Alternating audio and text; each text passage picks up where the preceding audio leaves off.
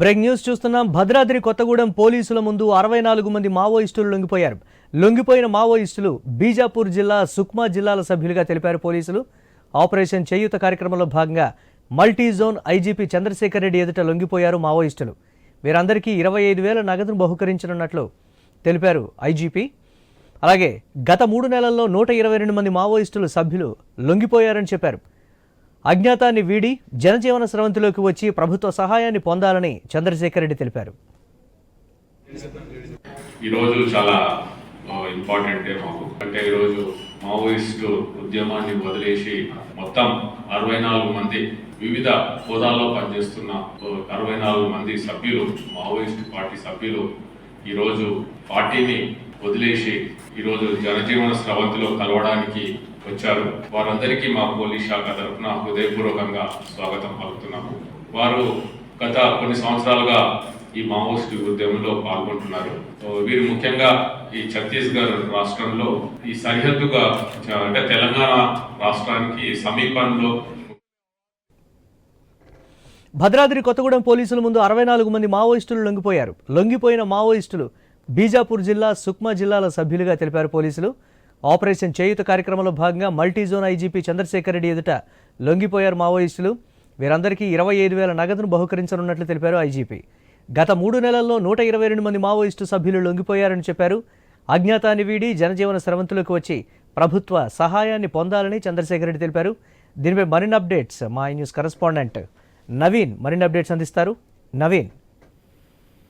Yes Murali, మనం చూడొచ్చు భద్రాద్రి కొత్తగూడెం జిల్లా పోలీసుల ఎదుట మాత్రం మావోయిస్టులు భారీ ఎత్తున కూడా లొంగిపోయారు. మొత్తం కూడా 64 మంది మావోయిస్టులు లొంగిపోయినట్టుగా ఐజీపీ చంద్రశేఖర్ రెడ్డి అయితే చెప్పాడు. పూర్తి స్థాయిలో కూడా మనం చూసుకున్నట్టయితే దీంట్లో 16 మంది మహిళలతో పాటు ఇతరులు మొత్తం కూడా పురుషులు ఉన్నట్టు పరిస్థితి కాబట్టి దాదాపుగా 69 మంది ఒకేసారి మావోయిస్టులు లొంగిపోయారు. అది కూడా అంతా ఛత్తీస్గఢ్ రాష్ట్రం చెందినటువంటి సుక్మా, అదేవిధంగా బీజాపూర్ జిల్లాకు చెందినటువంటి మావోయిస్టులుగా వీళ్ళు చెప్తున్నారు. వివిధ దళాల్లో అక్కడ మావోయిస్టు కోరియర్లతో పాటు వివిధ గ్రామ కమిటీలలో కూడా కీలక పాత్ర పోషిస్తున్నారు. కొన్ని దాడులలో కూడా ఈ 64 మంది ఉన్నట్టుగా ఐజీ అయితే చెప్పినట్టు పరిస్థితి కాబట్టి ఇదంతా కూడా భద్రాద్రి కొత్తగూడెం జిల్లా ఎస్పీ రోహిత్ రాజు ప్లానింగ్ తోటి మొత్తం కూడా ఇక్కడ లొంగిపోతున్నట్టు పరిస్థితి మనకు చూడవచ్చు. ఎందుకంటే దాదాపుగా భద్రాద్రి జిల్లాలోనే ఇప్పటి వరకు కూడా మనం చూసినట్టయితే ఈ సంవత్సరానికే 122 మంది మావోయిస్టు భద్రాద్రి పోలీసులు ఎదుట లొంగిపోయారని చెప్పేసి కూడా ఐజీ చెప్పారు. పూర్తి స్థాయిలో కూడా ఇంకా మావోయిస్టులు ఎవరైతే అజ్ఞాతంలో ఉన్నారో వాళ్ళందరూ కూడా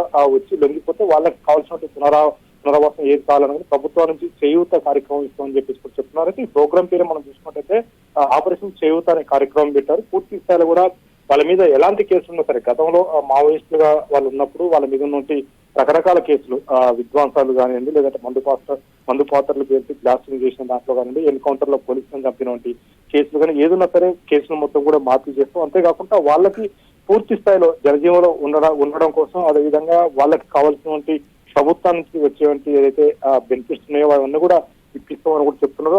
ఈ నేపథ్యంలోనే ఈ చేయూత, ఆపరేషన్ చేయూత పేరుతోటి అయితే మావోయిస్టులు లొంగిపోతున్నట్టుగా చెప్తున్నారు. పూర్తి స్థాయిలో కూడా ఒకే రోజు దాదాపుగా 64 మంది మావోయిస్టులు లొంగిపోవడం అంటే మామూలు విషయం కాదు. ఇదంతా కూడా మళ్ళీ ఛత్తీస్గఢ్ రాష్ట్రం నుంచి, అంటే అక్కడ ఆ పోలీసుల దగ్గర నమ్మకం లేక పూర్తి స్థాయిలో కూడా తెలంగాణకు సంబంధించిన పోలీసులు, అదేవిధంగా భద్రాద్రి కొత్తగూడెం జిల్లా రోహిత్ రాజు అయితే లొంగిపోతున్నారు. వాస్తవానికి ఇదంతా కూడా ఛత్తీస్గఢ్ సరిహద్దు ప్రాంతం అని చెప్పుకోవచ్చు. భద్రాద్రి జిల్లా అంటే బార్డర్ ప్రాంతం ఇదంతా కూడా. అయితే అక్కడ ఉన్నటువంటి మావోయిస్టులు పూర్తి స్థాయిలో కార్యకలాపాలు మొత్తం కూడా బార్డర్ లో నిర్వహిస్తూ ఉంటుంది. ఈ 2 జిల్లాలు ఏదైతే సుక్మా జిల్లాతో పాటు బీజాపూర్ జిల్లా మొత్తం కూడా భద్రాద్రి జిల్లాని సరిహద్దు ప్రాంతంలో ఈ జిల్లాలు ఉంటాయి. ఈ నేపథ్యంలో పూర్తిగా కూడా పోలీసుల మీద, అంటే తెలంగాణ పోలీసుల మీద ఉన్నటువంటి విశ్వాసం, అంతేకాకుండా పూర్తి స్థాయిలో కూడా గతంలో లొంగిపోయినటువంటి మావోయిస్టు ఎవరైతే ఉన్నారో పూర్తి స్థాయిలో వాళ్ళకి ప్రభుత్వం నుంచి రావాల్సినటువంటి బెనిఫిట్స్ ఇవ్వడం, అంతేకాకుండా వాళ్ళు పూర్తిగా వాళ్ళు చదువుకునే విధంగా, వాళ్ళ పిల్లలు ఎవరైనా ఉంటే వాళ్ళు చదువుకునే విధంగా వాళ్ళకి చేయూత కార్యక్రమం, అంటే ఎక్కడైనా సరే వాళ్ళు స్థిరపడతామంటే పూర్తి స్థాయిలో కూడా అక్కడ అన్ని ఏర్పాట్లు చేసి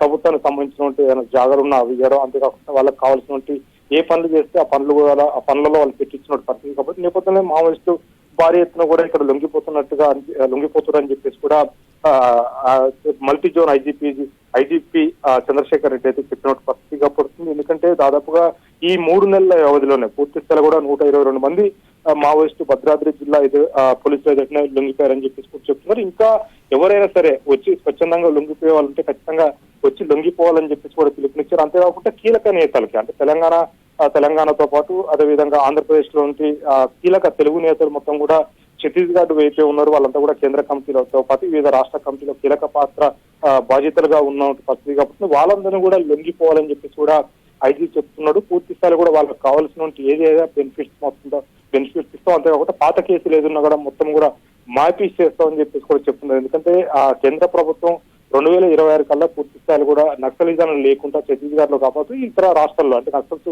ప్రభావిత ప్రాంతాలు ఎక్కడైతున్నాయో ఆ రాష్ట్రాల్లో పూర్తి స్థాయిలో కూడా నక్సలిజం లేకుండా చేస్తామని చెప్తున్నారు. ఈ నేపథ్యంలోనే అడవిలో ఉంటే ప్రాణాలు పోగొట్టుకోవడం తప్ప ఏముండదు, ఖచ్చితంగా వాళ్ళు వచ్చి లొంగిపోవాలని చెప్పేసి కూడా ఐజీ చెప్తున్నట్టు పరిస్థితి కాబట్టి అయితే పూర్తి స్థాయిలో కూడా జిల్లా ఎస్పీ రోహిత్ రాజు అంటే ఈ లొంగుబాట్లకు ప్రధానంగా చూసుకున్నట్టయితే జిల్లా బాస్ వ్యవహరిస్తున్నటువంటి ఎస్పీ రోహిత్ రాజు గొప్పతనం అని చెప్పుకోవచ్చు. ఎందుకంటే పూర్తి స్థాయి కూడా వాళ్ళకి కౌన్సిలింగ్ చేసి ఎవరైతే ఫస్ట్ లొంగిపోతున్నారో వాళ్ళని కౌన్సిలింగ్ చేయడం, అంతే కాకుండా వాళ్ళని నేరుగా మంచిగా చూసుకోవడం, వాళ్ళ కుటుంబ సభ్యులు ఎవరైనా సరే వాళ్ళకి బెనిఫిట్స్ ఇచ్చడం కూడా పూర్తి స్థాయి కూడా ఛత్తీస్గఢ్ నుంచి వచ్చి ఇక్కడ మావోయిస్టులు లొంగిపోతున్నట్టుగా తెలుస్తుంది.